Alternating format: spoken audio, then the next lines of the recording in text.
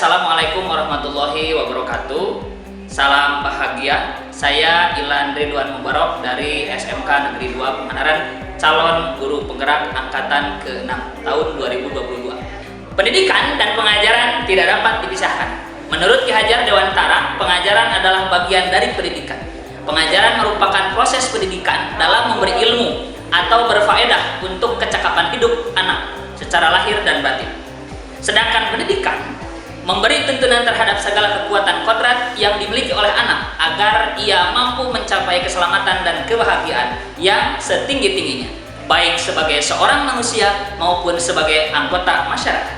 Ki Hajar Dewantara memberikan pemikirannya tentang dasar-dasar pendidikan. Menurut Ki Hajar Dewantara, pendidikan bertujuan untuk menuntun segala kodrat yang ada pada anak-anak agar mereka dapat mencapai keselamatan dan kebahagiaan yang setinggi-tingginya. Pendidikan itu hanya dapat menuntun tumbuh atau hidupnya kekuatan kodrat yang ada pada anak-anak agar dapat memperbaiki perilakunya dan tumbuhnya kekuatan kodrat anak. Peran pendidik diibaratkan seorang petani atau tukang kebun yang tugasnya adalah merawat sesuai kebutuhan dari tanaman-tanamannya agar tumbuh dengan baik. Tentu saja beda jenis tanaman, beda perlakuannya. Artinya bahwa kita seorang pendidik harus bisa melayani segala bentuk dan kebutuhan metode belajar siswa yang berbeda-beda. Kita selaku pendidik harus bisa memberikan kebebasan kepada anak untuk mengembangkan ide, berpikir kreatif, mengembangkan bakat serta minat siswa. Tapi kebebasan itu bukan berarti kebebasan mutlak. Perlu tuntunan dan arahan dari guru supaya anak tidak kehilangan arah dan membahayakan dirinya.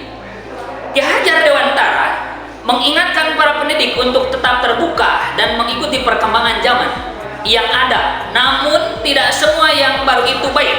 Jadi perlu diselaraskan dulu. Indonesia juga memiliki potensi-potensi kultural yang dapat dijadikan sebagai sumber belajar. Ki Hajar Dewantara menjelaskan bahwa dasar pendidikan anak berhubungan dengan kodrat alam dan kodrat zaman. Kodrat alam berkaitan dengan sifat dan bentuk lingkungan di mana anak berada. Sedangkan kodrat zaman berkaitan dengan isi dan irama. Artinya bahwa setiap anak sudah membuat sifat atau karakternya masing-masing. Jadi, kita selaku guru tidak bisa menghapus sifat dasar tadi. Yang bisa dilakukan hanyalah menunjukkan dan membimbing mereka agar muncul sifat-sifat baiknya sehingga menutup atau mengaburkan sifat-sifat jeleknya. Kodrat zaman bisa diartikan bahwa kita sebagai guru membekali keterampilan kepada siswa sesuai dengan zamannya agar mereka bisa hidup, berkarya, dan menyesuaikan diri. Dalam konteks pembelajaran yang sekarang, ya kita harus bekali siswa dengan kecakapan abad 21, 4.0.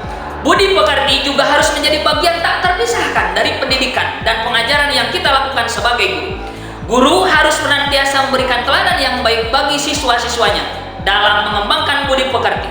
Kita juga bisa melakukan kegiatan pembiasaan di sekolah untuk menanamkan nilai budi pekerti, akhlak mulia kepada peserta didik.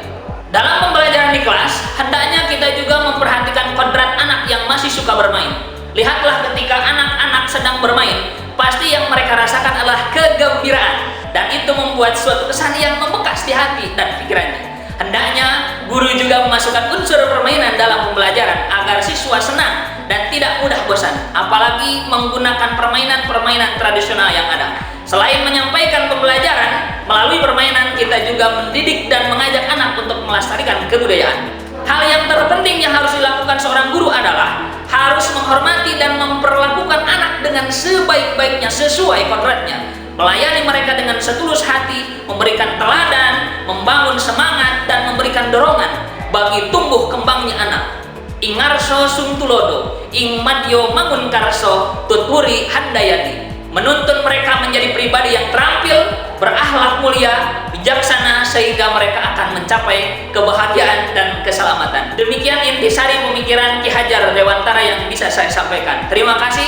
Billahi taufiq wal hidayah. Wassalamualaikum warahmatullahi wabarakatuh.